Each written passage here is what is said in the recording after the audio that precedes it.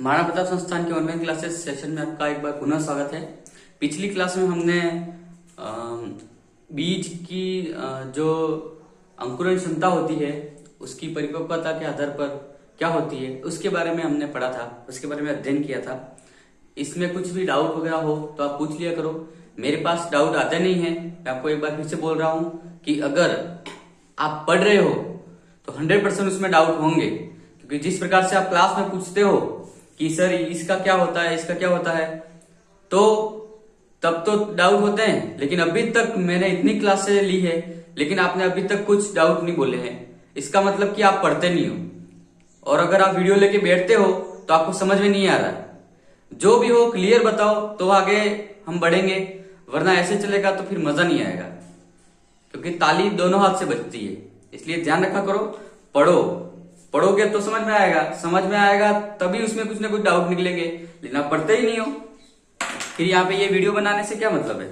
इसलिए मैं बोल रहा हूँ आपको कि आप थोड़ा सा ध्यान दो, पढ़ाई करो अच्छे से, क्योंकि देखो ये मुझे लगता है कि अब अक्टूबर से शायद क्लासेस स्टार्ट हो जाएंगी अपनी, इसलिए थोड़ा पढ़ाई पे ध्यान दो, है ना। तब तक अगर आपका ये चैप्टर कंप्लीट है तो आपको इसको फिर से पढ़ने की आवश्यकता होगी नहीं होगी, ठीक है। चलो, पिछली क्लास हो गई थी अपनी बीज के बारे में। अब आज लास्ट टॉपिक है अपना इस चैप्टर का, बीज की सुषुप्तावस्था।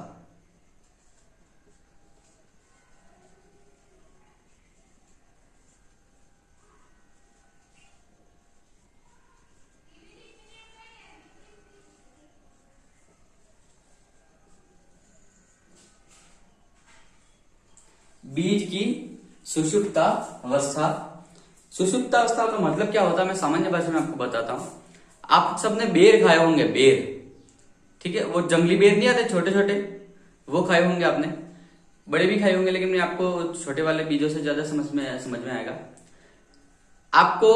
जब ठंड पड़ती है, विंटर सीजन होता है, तब आपको वो बेर मिल जाते हैं। लेकिन आपको गर्मियों में या फिर बारिश में आपको वो बेर नहीं मिलते हैं, लेकिन उनके पौधे जरूर मिल जाते हैं आपको। आपने देखा होगा उन पौधों पर क्या होता है कि जब ठंड पड़ती है तब तो पत्ते निकल आते हैं, लेकिन गर्मियों में उसके पत्ते जाते कहां पर है, और सर्दियों में ये अपने बारिश में कहां जाते हैं वो पत्ते। ऐसा क्यों होता है? तो वो उसका क्या मतलब है, वो पूरा सूखा हुआ तो होता है झाड़ी पूरी, तो वापस जिंदा कैसे हो जाता है? इसी को कहते हैं सुषुप्तावस्था, ठीक है। ऐसे के ऐसे बीज में भी होता है कि हम बीज को जमीन में डालते हैं तब तो वो उग जाता है, लेकिन उसी बीज को हम किसी कंटेनर में रख के भर के घर में रखते हैं तो वो उगता नहीं है। तो ऐसा क्यों? इसका मतलब ये है कि जब उसको हम किसी सुटेबल वातावरण में ले जाते हैं तब तो वो उग जाता है, और जब उसको सुटेबल क्लाइमेट वगैरह नहीं मिलता है तो वो क्या होता है, पड़ा रहता है ऐसा कैसा, वो नहीं उग पाता है, ठीक है। तो वो जब नहीं उग पाता है उसको ही बोलते हैं सुषुप्तावस्था, ठीक है। सामान्य भाषा में तो आपको समझ में आ गया होगा। मतलब कि इसके कहने का मतलब ये है कि भाई वो जिंदा तो है, वो बीज है वो जिंदा तो है, लेकिन उसमें सारी जो क्रियाएं होती है, श्वसन वगैरह, तो वो सब बंद होती है, ठीक है। आई होप कि आपको समझ में आ गया होगा। हाँ, एक स्टूडेंट ने मुझे कॉल किया था कल, और उसने पूछा था कि सर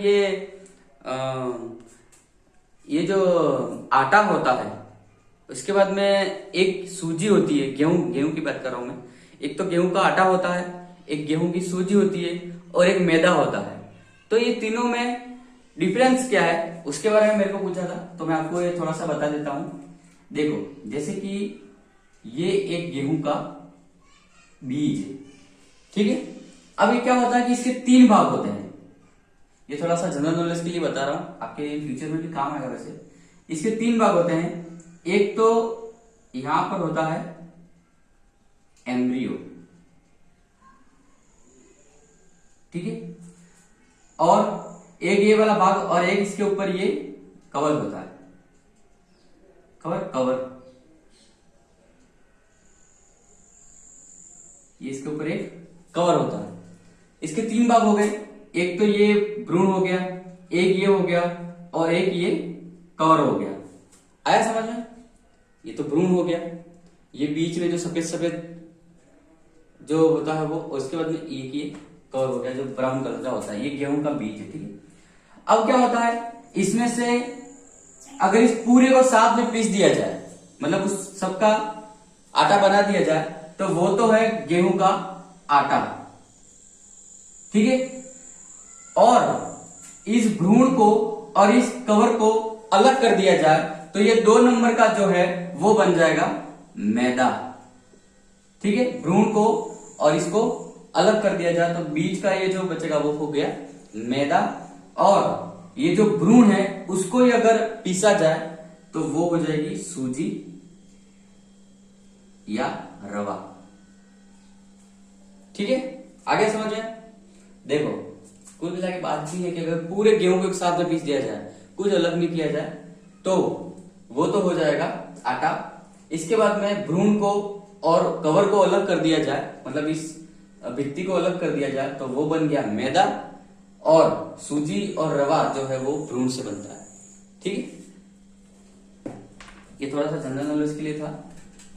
ऐसी छोटी छोटी बातें करनी चाहिए बीच बीच में, ताकि इंटरेस्ट आता है। चलो, बीज की सुषुप्तावस्था, इसकी डेफिनेशन लिख दीजिए आप।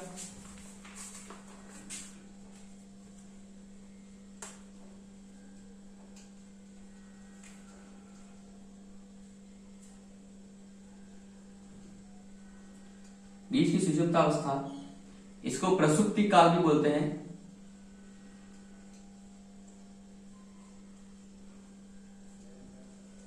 प्रसुप्ति काल,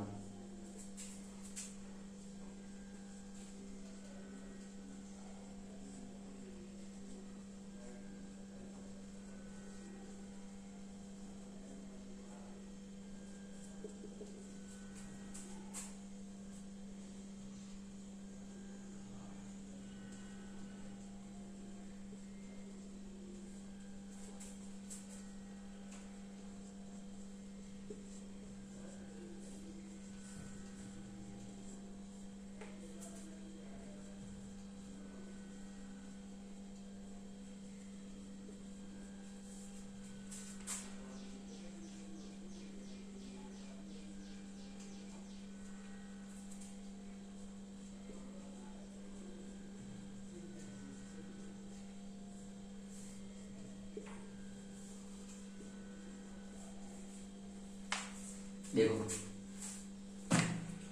बीज की सुषुप्तावस्था या प्रसुप्ति काल बीज की वह अवस्था है जब इसकी सक्रिय वृद्धि कुछ काल के लिए निलंबित हो जाए, उसे सुषुप्तावस्था कहते हैं। इसका मतलब देखो कि जो बीज की जो सक्रिय अवस्था है, मतलब सक्रिय मतलब कि बीज का काम क्या है, मुख्यतः नए पौधे का विकास करना, तो वो नए पौधे का विकास नहीं कर पाता है, कुछ काल के लिए मतलब कुछ समय के लिए निलंबित हो जाती है ऐसी क्रिया, उसको सुषुप्तावस्था कहते हैं। आई होप कि आपको अच्छे तरीके से समझ में आ गया होगा ये बात। ठीक है, इसको अच्छे से उतार लीजिए आप। ठीक है, ये सुषुप्तावस्था है।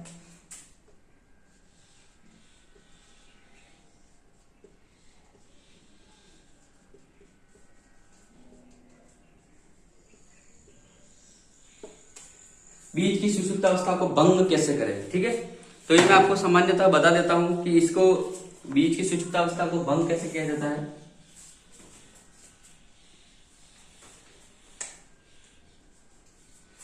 सबसे पहले प्रकाश। अब देखो भाई, कोई बीज है, ठीक है, बीज को छोड़ो, मैं आपको उदाहरण से बताता हूं। भाई कुंभकर्ण है, कुंभकर्ण सुषुप्तावस्था में था जब रामायण का युद्ध हुआ था, महायुद्ध हुआ था, महासंग्राम हुआ था, तब वो सोया हुआ था कुंभकर्ण। ठीक है, अब उसको उठाने के लिए कुछ तो प्रयोग करना पड़ेगा।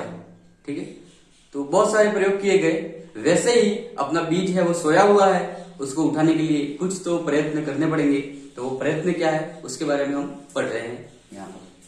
सबसे पहले तो प्रकाश से एक बार लिख लो, फिर इसके बाद मैं समझा दूंगा। इसके बाद में ताप से,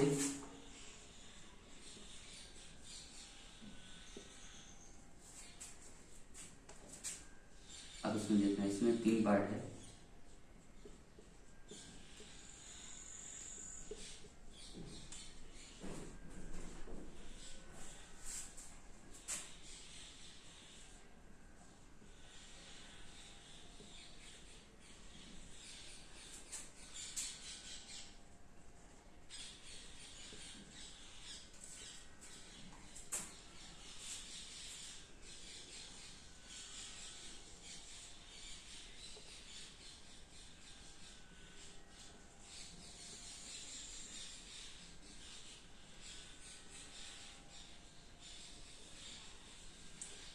अच्छा देखो, मैंने ये पढ़ा था, तो एक हिंदी की बात आती है, हिंदी में तो अक्सर लोग चिन्ह लिखते हैं, चिन्ह, लेकिन चिन्ह गलत होता है, उस सही में चिन्हन होता है। ठीक है, ये हिंदी की बात है, थोड़ा सा जनरल नॉलेज के लिए बता देता हूं। क्षय चिन्ह, ठीक है। अब क्षय चिन्ह भी 2 प्रकार से होता है, एक भौतिक, एक रासायनिक।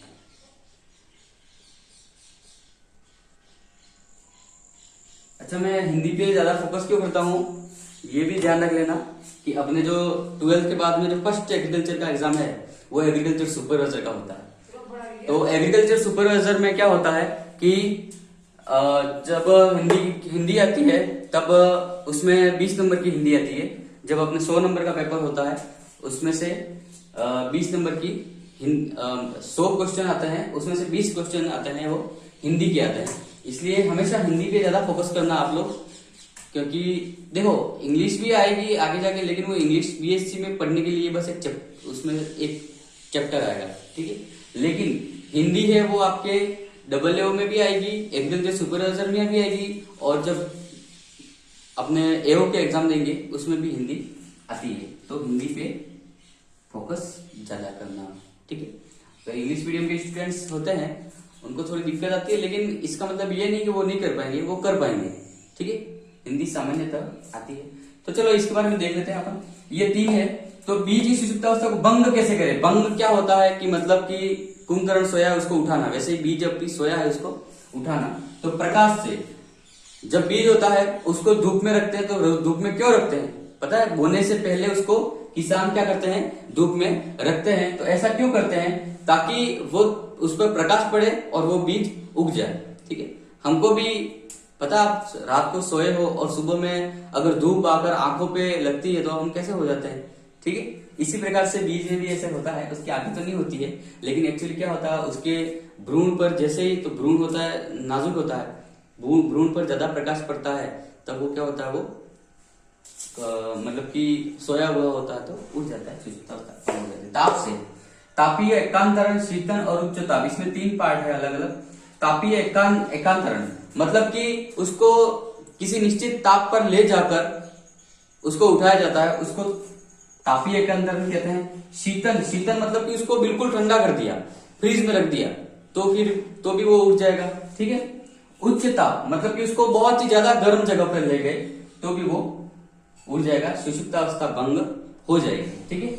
इसके बाद में क्षय चिन्ह के बारे में बात करेंगे, भौतिक और रासायनिक। क्षय चिन्ह क्या होता है, मतलब क्षय का मतलब होता है दागना, जैसे कि ये आपका बीज है, ठीक है, और अगर आपने यहाँ पे थोड़ी सी खरोच कर दी, ठीक है, तो ये बीज उठ जाएगा, मतलब कि सुषुप्तावस्था भंग हो जाएगी।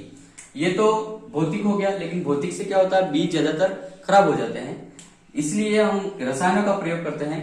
रसायन डालकर उसको उठाते हैं। एक जिब्रेलिक एसिड आता है, जिब्रेलिक एसिड, उसको अगर डाल दिया बीजों पर तो वो उड़ जाता है। इसको अभी लिखना नहीं है यहाँ पे जिब्रेलिक एसिड, क्योंकि ऐसे 4-5 प्रकार के होते हैं, वो आपको बाद में और हॉर्टिकल्चर में पढ़ाएंगे। तो आई होप कि आपको इस क्लास में मजा आया होगा बहुत अच्छे से। आज के लिए इतना काफी है, फिर आगे देखेंगे और कि क्या होता है अगली क्लास में, ठीक है।